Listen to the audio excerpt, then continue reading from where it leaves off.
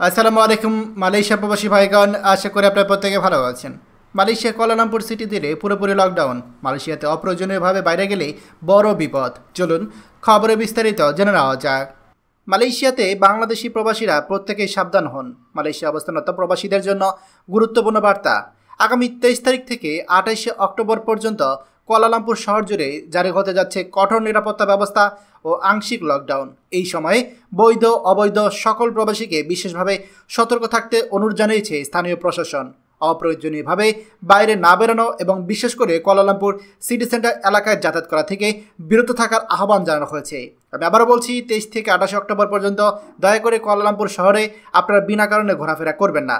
আগামী সপ্তাহে কুয়ালালামপুরে অনুষ্ঠিত হতে যাচ্ছে দক্ষিণ পূর্ব এশিয়া রাজনৈতিক ও অর্থনৈতিক জোট আসিয়ানের 47তম সম্মেলন, যেখানে অংশ নেবে বিভিন্ন দেশের রাষ্ট্রপ্রধান, পররাষ্ট্রমন্ত্রী এবং উচ্চপদস্থ কূটনীতিকরা। এই বৈশ্বিক সম্মেলনকে কেন্দ্র করে মালয়েশিয়া সরকার পুরো রাজধানীতে সর্বোচ্চ নিরাপত্তা ব্যবস্থা গ্রহণ করেছে। মালয়েশিয়ার পররাষ্ট্রমন্ত্রী মোহাম্মদ হাসান জানিয়েছে, 23 থেকে 28 অক্টোবর পর্যন্ত কুয়ালালামপুর থাকবে কঠোর নিরাপত্তার আওতায়। এই সময় রাজধানীতে প্রায় 16,000 পুলিশ সদস্য মোতায়েন করা হবে, যাদের একটা বড় অংশ পার্শ্ববর্তী রাজ্যগুলো থেকে আনা হবে। তিনি আরও বলেন, কুয়ালালামপুর সিটি সেন্টার KLCC সম্পূর্ণ লকডাউনের আওতায় থাকবে। কোনো অনুমতি ছাড়া ওই এলাকায় কেউ প্রবেশ করতে পারবে না। নিরাপত্তা বিষয়ে কোনো ধরনের কোনো আপোষ করা হবে না। সূত্র মতে, আন্তর্জাতিক অতিথিদের নিরাপত্তা নিশ্চিত করতে শহরে বেশ কিছু গুরুত্বপূর্ণ সড়ক, হোটেল এলাকা ও সরকারি স্থাপনা অস্থায়ীভাবে বন্ধ বা সীমিত চলাচলের আওতায় রাখা হবে।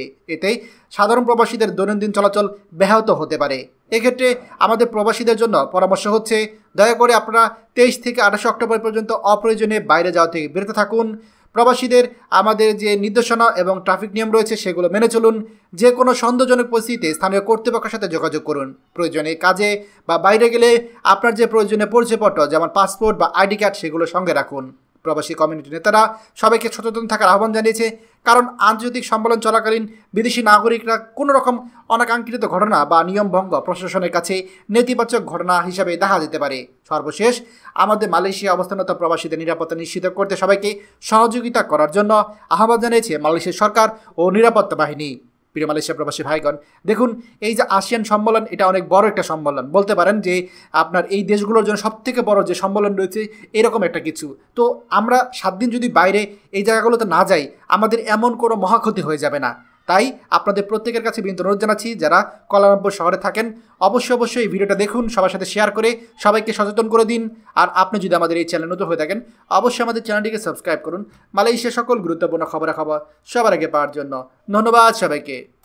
আমাদের সকল ভিডিও আপডেট সবার আগে পেতে আমাদের চ্যানেলটিকে সাবস্ক্রাইব করুন।